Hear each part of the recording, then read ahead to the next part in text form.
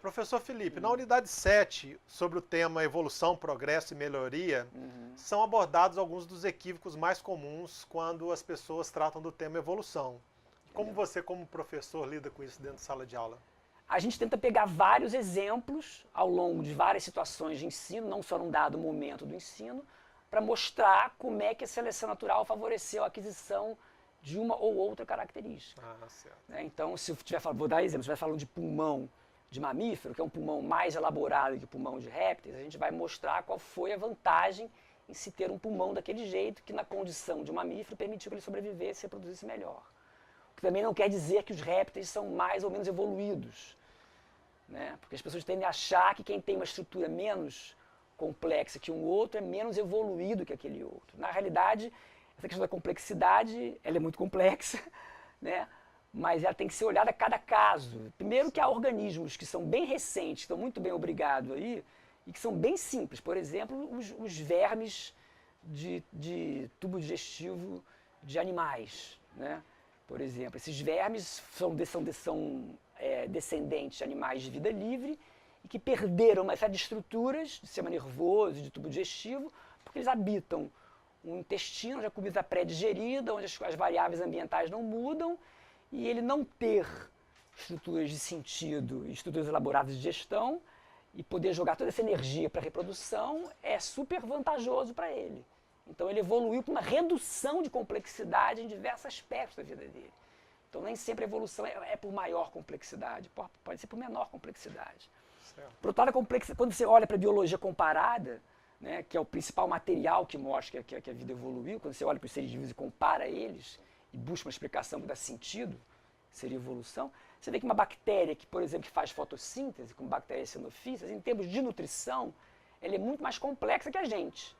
A gente se nutre de uma maneira muito mais simples do que uma bactéria, que é um organismo procarionte, com uma célula menor, unicelular, que não tem núcleo organizado, mas ela tem enzimas capazes de juntar gás carbônico e água e luz e fazer moléculas orgânicas. Professor, Então, esse mesmo tipo de pensamento se aplicaria ao processo de melhora, porque às vezes é associado ao processo de complexidade, a evolução, mas alguns alunos também trazem a ideia de que o ser mais evoluído é sempre o melhor. Isso tem a ver com o fato de que ele usa a palavra evolução num contexto das produções culturais humanas. Tudo que o ser humano produz em termos de bens materiais evolui, em geral, evolui para melhor, né? Para o melhor uso dele. A gente pode questionar até se é melhor para o mundo, já é uma outra discussão. Mas ele aplica isso diretamente à ideia de evolução dos seres vivos, que vai ser sempre para melhor. Se a evolução fosse sempre para melhor, por exemplo, não haveria extinção. E o fenômeno mais comum da evolução é a extinção. Certo. E eu não estou dizendo isso porque eu acho legal, eu estou dizendo isso baseado em evidências. Quer dizer, quando a gente olha para o registro fóssil e conta o número de espécies extintas e conta, né, numa estimativa, o número de espécies que estão hoje presentes, o número de espécies extintas é de 1000 para 1. Entendeu? Em relação às espécies viventes. Então, já o que há de mais certo para uma espécie hoje em dia, a gente pode prever, é a sua extinção. Sinto muito, mas são os dados sobre as espécies passadas e presentes de informam para a gente, é isso. Certo. Entendeu? Então, se as espécies melhorassem sempre, por exemplo, elas não se extinguiriam nunca, né? Coisas que foram muito boas, até há vários exemplos sobre isso, posso ilustrar, né? Por exemplo, há uma adaptação em algumas árvores que é muito boa para evitar broca e fungo, que é o fato de elas terem paredes celulares muito rígidas, impregnadas de substâncias que dão rigidez a elas. Isso impedia que elas fossem atacadas por fungos e besouros comedores de madeira. Certamente isso favoreceu a reprodução e o desenvolvimento delas em vários lugares. Elas se desenvolviam mais lentamente, mas não eram resistentes a essas doenças. Apareceu uma certa espécie, numa certa época, que começou a usar essa madeira para construção. Essa espécie é o ser humano. Ela está levando à extinção essa madeira toda, que é o mogno, que é o jacarandá, né, que é o ipê. Está tudo indo embora. Né? Enquanto outras plantas bem molinhas, que não tem nada disso, estão muito bem obrigado, como o arroz, o feijão e o milho. Por aí vai. Para finalizar essa unidade, Felipe, eu queria te fazer uma pergunta. O que você acha da utilização da tão difundida imagem do homem evoluindo a partir do macaco?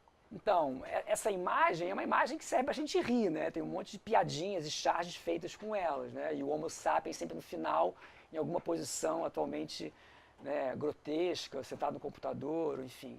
Mas ela induz a um erro sobre a evolução, né? Porque dá a ideia de que o homem é produto de uma linha de evolução. E, na realidade, como qualquer outra espécie, a espécie humana é produto de uma evolução em árvore.